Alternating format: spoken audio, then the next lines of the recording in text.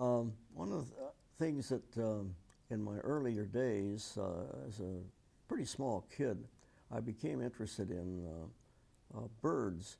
A particular incident, my mother was out with me as a little kid. I was about 5, 6 years old, and we were out just looking at things. It was clearing dusk, and we sat down in the forest, and a little bird started jumping around in the undergrowth nearby.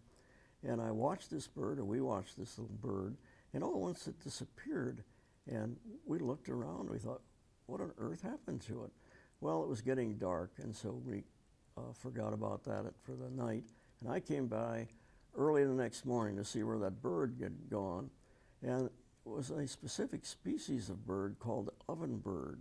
And it actually built its nest on the ground in a sort of a nest with a cover over it, which it wove out of some of the branches and whatnot from in the forest, leaves and branches, and made a little oven, literally speaking, in which it laid its eggs.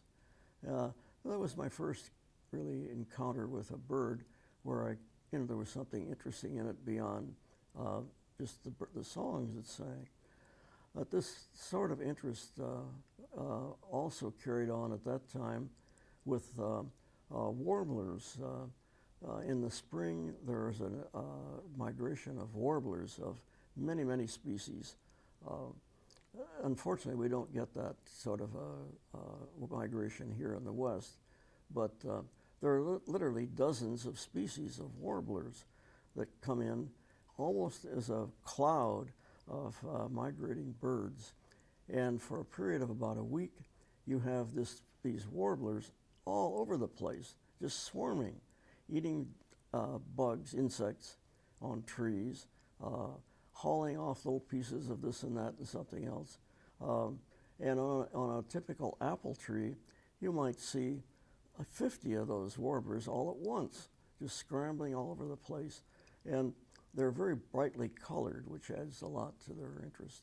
And it was my first encounter then with birds on a large scale, which is an interest I've always had in birds, not as an ornithologist, but as a casual observer. And it's one of the things that helped form my interest later on, I think, was sort of looking at the complexity of a forest, not just in the trees or the flowers, but the birds and animals that are there too.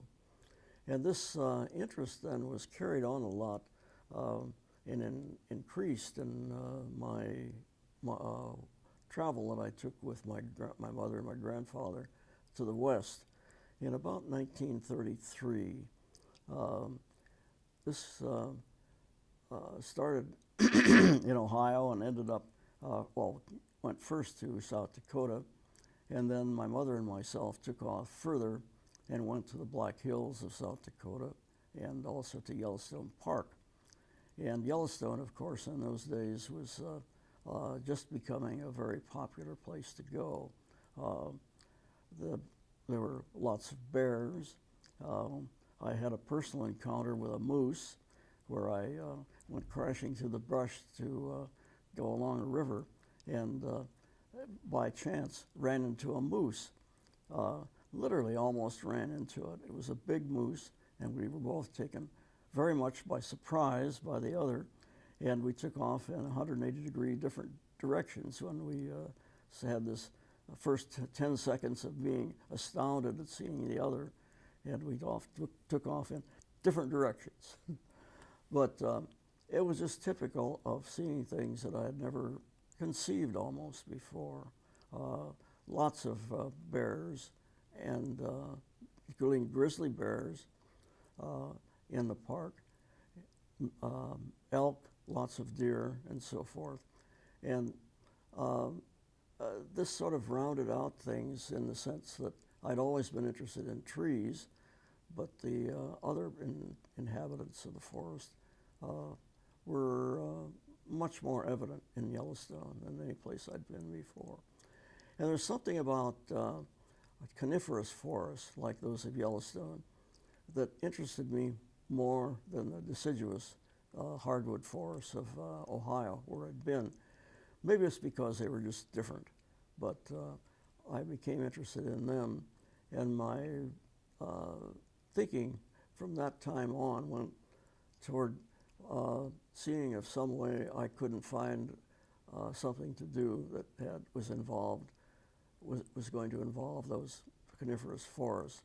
They were just so interesting in every way, beautiful in ways that the deciduous forest was not. Different kinds of animals and birds and whatnot, and the whole thing had a different interest, and really formed the basis for my finally ending up on the West Coast.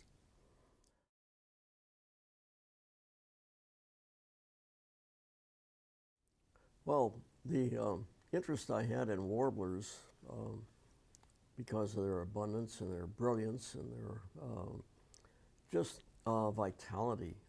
You can imagine birds swarming on every branch, and the birds weren't just ordinary dull, dun-colored birds, but brilliant. If you haven't seen warblers in migration, you just have missed something from your life. But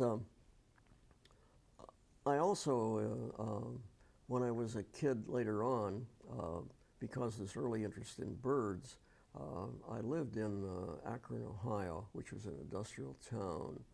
And the last thing in the world you'd expect to see around a place were birds, such as those I had seen in my grandfather's orchards and the forests down further south in Ohio. But we did find, by we, about a half dozen of us as high school students found reference to some areas on the outskirts of Akron where the people were quite willing to have visitors come in and on the country estate that they had to see the birds. And so there was no other way to get there early in the morning when the birds were really at their most visible time, most active. We walked about 7-8 miles to this estate. It was on the other side of town, and would spend 3 or 4 hours, gaping at the birds and having a great time, and then walking back home. This didn't seem like anything unusual to us, but when I mentioned to people now, they seem to think I may have been a little bit batty, I think, to spend that much time walking just to see birds. But it was well worth it, and the camaraderie of the half dozen guys that were in my circle of friends who did this, it was just a very fine experience. And we did this for, I don't know, perhaps 2 or 3 years, just at the stage in high school when we were eager young beavers. Well, later, after high school, I had planned to go to do something that would allow me to look into these matters that I had seen and understand them more deeply. And I decided to go to forestry school at the University of Michigan in Ann Arbor, and went there then in my freshman year, and spent 4 years there. Emphasis, unfortunately, I would say, was not on ecology, but rather on more conventional things in industrial forestry. That is, it would lead to industrial forestry, means of managing forests for timber production. And it was, in my view later on, and I sensed it when I was there, was not balanced well. That is, there was too much emphasis on how many board feet were in the tree and so on. And a good illustration of this, I was talking to a friend of mine who was in a class ahead of me, and he'd been out with his parents the day before. They'd come to visit him at Ann Arbor, and he went out walking with his parents in one of the local streets. And Ann Arbor was a pretty town with lots of trees, and his father pointed to one of the trees there. I think it was a big maple tree, and he said, "Gee, that's a beautiful tree." And his son, my friend was in forestry with me, said, gee, yeah. I said, these 3 logs, I'll bet. And his father said, is that all you can see about that tree after being here for 3 years, and it's got 3 logs in it? Is that the extent of your interest? It was so appropriate, really. The forestry school was far too much in its emphasis on trees as lumber, or potential lumber. Well, that's one use of the forest, and an important one, obviously. We need lumber, but it's not the end and all. And to forget about the other aspects of the forest, I think, is a bad mistake. And I sensed that then. And while there were some good things about the experience I had at the School of Forestry, I learned a lot. There were deficiencies, distinct deficiencies that I saw. And as a kid, I had, after I came back from my visit to Yellowstone Park, one of the things I did was start reading John Muir. I forget how I learned about him, but I read several of his books, and they were quite an inspiration. You know, it reminded you of other aspects of the land and of the forest that are sometimes forgotten in the big emphasis upon making money from the forest and seeing how much lumber you can get from it. So when I went to graduate school then, I chose to go to Duke University because it had a very good reputation for faculty who were doing research, faculty who were interested in more than the lumber and the trees. And I had a very good experience there. Got both my master's degree before the war, and then after the World War. I served in the Army for 4 years. After that, I went to Duke and got my PhD degree. And my emphasis then was on recology. It was, in this particular case, it was trying to find out what the limitations are on the propagation of trees as seedlings in the forest. And that thesis was then published later in the journal Ecology, which is was symbolic of the interest that I had. And my first job then, after leaving graduate school, was in Idaho, the country with the sort of trees that I'd always remembered from my trip in Yellowstone Park, rather in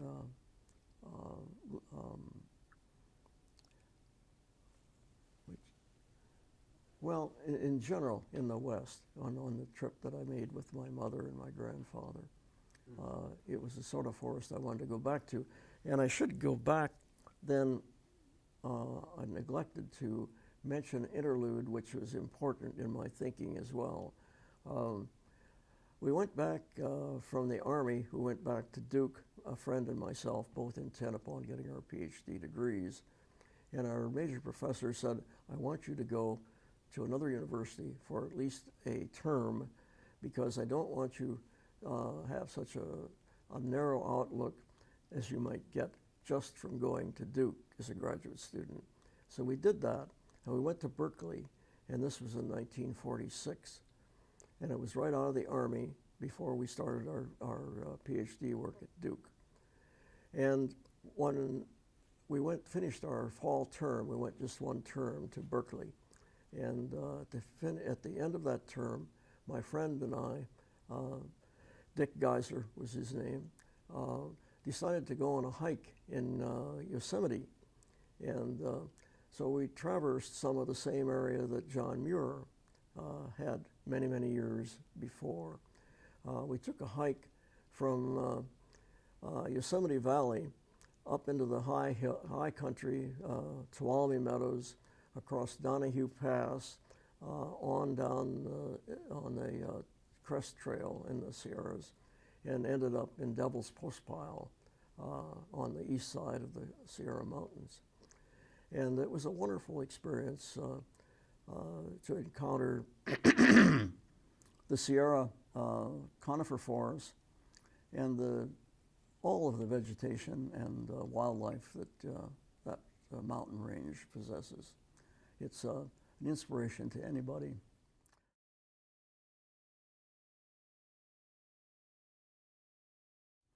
During the war, of course, your objectives were far away from forestry and ecology, but in spite of this, I managed to get in a few licks at understanding things from a different perspective and a different environment.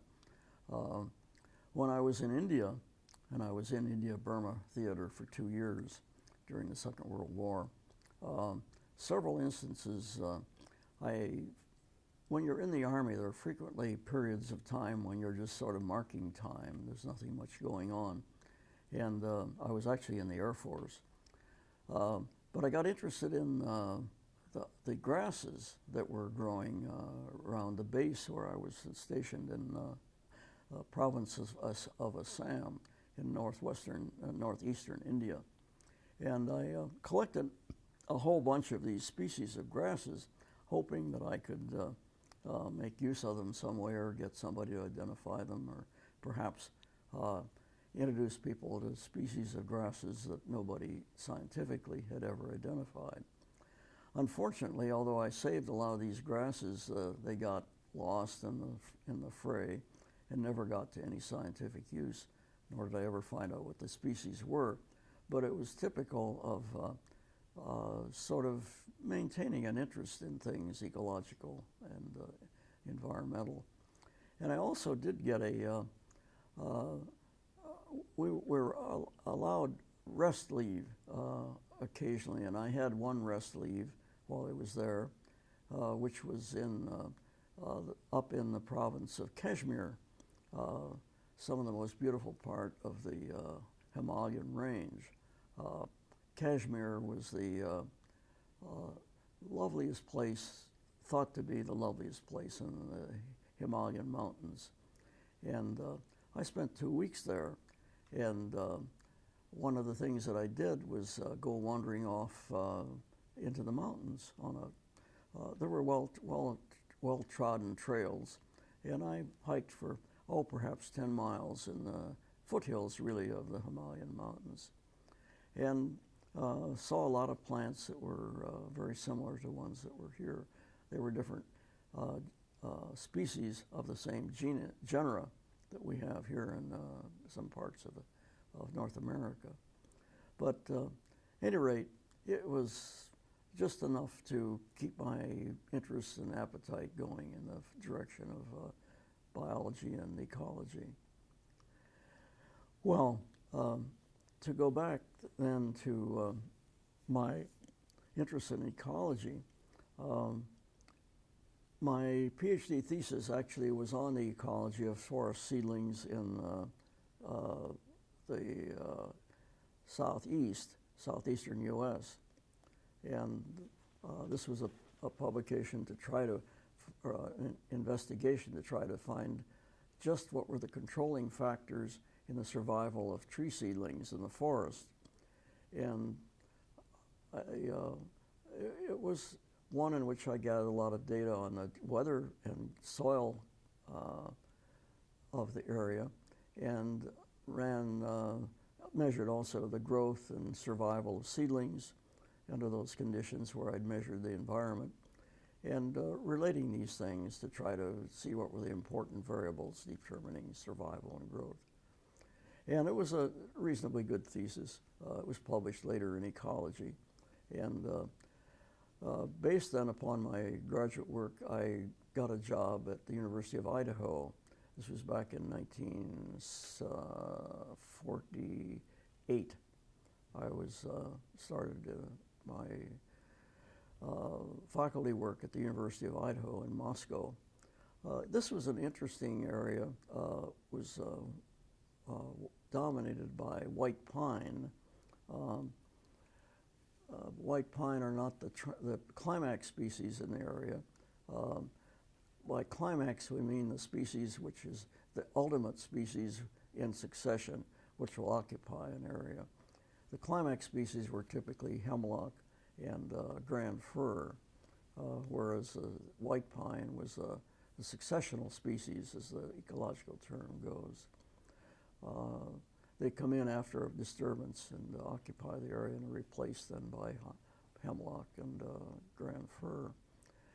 And it was an enjoyable time in Idaho, but it didn't have the potential for growth in the sense that the area doesn't, it is not an area where the environment has very much of a consideration, I must say.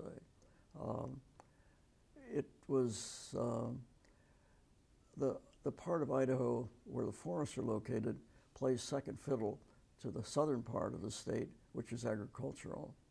And it means then that people don't have as much interest nor put as much time and money into the landscape. So I was able to get a job at the Oregon State University, and I spent the rest of my career, professional career there, or here. And I came here because it was so, the forests here are so complex. That is to say, we have